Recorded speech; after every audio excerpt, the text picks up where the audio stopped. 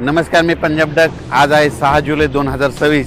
खास करून अंदाज देणारे मुंबई, पुणे, कोल्हापूर आणि नाशिक ह्या जिल्ह्यासाठी खास करून कशामुळं की आज दुपारनंतर म्हणजे 2-2:30च्या नंतर या मुंबई, पुणे, कोल्हापूर, नाशिक 2:30-3च्या नंतर मुसळधार ते अतिमुसळधार पाऊस आज दुपारनंतर सुरुवात होणार आहे। म्हणून हा अंदाज मुंबईकर, पुणेकर, नाशिककर, त्याच्यानंतर कोल्हापूर आणि त्याच्यानंतर घाटमाता कोकणपट्टी या शेतकऱ्यांना म्हणजे रत्नागिरीपासून ते इकडे पालघरपर्यंत या शेतकऱ्यांना अंदाज लक्षात यायचा। म्हणजे आणखीन 2 दिवस म्हणजे 6, 7, 8 म्हणजे आणखीन 8 तारखेपर्यंत असाच पावसाचा जोर राहणार आहे। आणि 9 तारखेच्या नंतर मुंबईला देखील सूर्यदर्शन घडणार आहे, पुण्याला देखील सूर्यदर्शन घडल, कोल्हापूरला घडल, नाशिकला घडल, म्हणून हा अंदाज लक्षात घ्यायचा। म्हणजे 9 तारखेच्या नंतर हे पावसाचा जोर ओसरणार आहे, म्हणून हे अंदाज सर्व शेतकऱ्यांनी आणि जनतेने हा अंदाज लक्षात द्यायचा। त्याच्यानंतर राज्यातली परिस्थिती बघता राज्यामध्ये काही भागामध्ये आज बरेच भाग सुटलेला आहे, तर त्या शेतकऱ्यांसाठी आनंदाची बातमी। आज म्हणजे पुण्याकडे पाऊस जोरात सुरुवात झाल्याच्या नंतर बारामती एरिया 2, तसेच बीड जिल्हा, त्याच्यानंतर सोलापूरचा इकडं उत्तर सोलापूर, त्याच्यानंतर ह्या भागामध्ये आज बऱ्याच भागामध्ये पाऊस सुरू होणार आहे। सांगलीकडे देखील जोरदार पाऊस सुरू होणार आहे, म्हणून हा अंदाज लक्षात यायचा। फक्त सोलापूर जिल्ह्याचा म्हणजे दक्षिण भाग थोडा राहील, आजच्या थोडा कमी राहील, पण त्याच्यात दक्षिण सोलापूरला उद्याच्याला पाऊस पडेल आणि त्यांच्या देखील पेरण्या होतील, ही अंदाज लक्षात यायचा। त्याच्यानंतर लातूर जिल्हा, बीड जिल्हा, परभणी जिल्हा, जालना जिल्हा, अहिल्यानगर आज दुपारनंतर 2:30च्या नंतर इकडे देखील बऱ्याच भागामध्ये पाऊस सुरू होणार आहे, म्हणून हा अंदाज लक्षात यायचा। आणखीन 2 दिवस म्हणजे मराठवाड्यात देखील पाऊस असणार आहे, म्हणून मराठवाड्यातल्या शेतकऱ्यांनी हा अंदाज लक्षात यायचा। म्हणजे मराठवाड्यामध्ये सांगायचं झालं तर लातूर जिल्हा, धाराशिव जिल्हा, बीड जिल्हा, परभणी जिल्हा, जालना जिल्हा, संभाजीनगर, हिंगोली जिल्हा, नांदेड जिल्हा, मराठवाड्यात देखील आज दुपारच्या नंतर चांगला जोराचा पाऊस सुरुवात होईल। आणि 2 दिवस म्हणजे आज 6, 7 आणि 8 म्हणजे आणखीन 3 म्हणजे आजचा 1, उद्या 3 दिवस 8 तारखेच्या नंतर मराठवाड्यातले देखील पावसाचा जोर ओसरणार आहे। 9 तारखेला मराठवाड्यात चांगलं सूर्यदर्शन घडणार आहे, म्हणून हा अंदाज मराठवाड्यातल्या शेतकऱ्यांना लक्षात घ्यायचा। ज्यांची कोणाची पेरणी राहिली असेल, जर जमिनीत ओल असेल तर तुम्ही तुमच्या पेरणीचा निर्णय घेऊ शकता। त्याच्यानंतर सांगायचं झालं तर विदर्भाकडे पूर्व विदर्भाकडे आजच म्हणजे वर्धा, नागपूर, भंडारा, गोंदिया, चंद्रपूर, यवतमाळ तिकडे आज देखील पाऊस सुरू आहे। आणि त्याच्यानंतर आणखीन 2 दिवस 6 आणि 7 आणखीन 2 दिवस तिकडे विदर्भात पाऊस पडणार आहे। पूर्व विदर्भ आणि पश्चिम विदर्भ म्हणजे अमरावती, बुलढाणा, अकोला, वाशिम, हिंगोली या परिसरामध्ये आणखीन 2 दिवस म्हणजे 6, 7 8 पर्यंत पाऊस राहणार आहे। 8 तारखेला चांगलं दुपारनंतर सूर्यदर्शन घडणार आहे, म्हणून विदर्भातल्या शेतकऱ्यांनी हा अंदाज लक्षात घ्यायचा। विदर्भातल्या शेतकऱ्याची कोणाची पेरणी असं तर तुम्ही काय करायचं, 8 तारखेला तुमच्याकडे सूर्यदर्शन घडलं आणि त्यानंतर वापसा झाल्याच्या नंतर तुम्ही तुमच्या पेरणीचा निर्णय घेऊ शकता।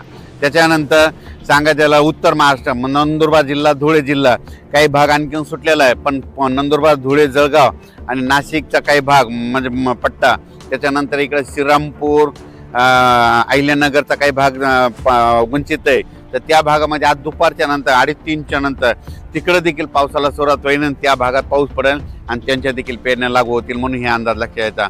म्हणजे आणखीन उत्तर महाराष्ट्राकडं म्हणजे 6-8 तारखेपर्यंत उत्तर महाराष्ट्राकडे पाऊस असणार आहे। नाशिक जिल्हा, नंदुरबार जिल्हा, धुळे जिल्हा, जळगाव जिल्हा, मुंबईपर्यंत आणि 9 तारखेला मुंबईला देखील सूर्यदर्शन घडणार आहे, म्हणून हे अंदाज सर्व शेतकऱ्यांना लक्षात घ्यायचा। कोल्हापूरच्या पंचगंगाची पातळी जवळपास 27-28 फुटापर्यंत गेली आणि 39, 40, 41 गेली की धोक्याची पातळी असतील। 42ला मात्र सगळ्या कोल्हापूर, सांगलीकडे पाणी पसरतं, पण तुम्हाला सांगू इच्छितो की तिकडे देखील घाटमाथ्यावर आणखीन 3 दिवसात पावसाचा जोर असल्यामुळं तिकडे जवळपास माझं तर म्हणणं आहे 35 फुटापर्यंत पातळी जाईल।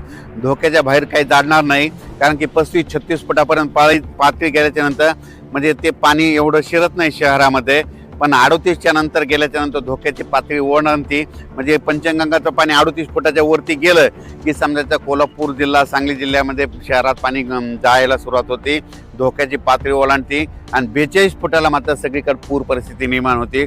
पण काय होणार आहे, आणखीन 2 दिवस तिकडे घाटमाथा परिसर पाऊस पडणार आहे, कोयना धरणात पडणार आहे, त्याच्यामुळे 35-36 पर्यंत पातळी जाऊ शकते, म्हणून त्यांनी नदीकाठच्या लोकांनी पंचगंगाच्या सतर्क करावे। त्याच्यानंतर उजनी धरणासाठी शेतकऱ्यासाठी आनंदाची बातमी. उजनी धरणाकडे जवळपास 7.5 ते 8 हजार क्युसेसनं पाणी येत असल्यामुळे उजनी धरणात देखील TMC मध्ये वाढ होणार आहे, म्हणून उजनी धरणातल्या शेतकऱ्यासाठी आनंदाची बातमी.